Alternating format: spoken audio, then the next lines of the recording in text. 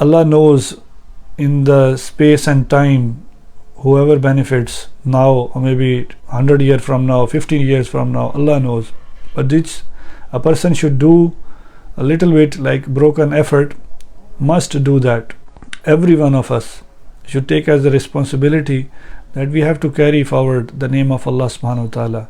Alhamdulillah, the Zikr of Allah subhanahu wa ta'ala is the core and the heart of all the ibadat, all the worships, all the orders of Allah subhanahu wa ta'ala. The core is the remembrance and consciousness of Allah subhanahu wa ta'ala. Allah says, the disbelievers, they used to mock that these dead bones who are gone for 100 years, 1000 years, how these dead bones, the life will come back and the person, same person will be back.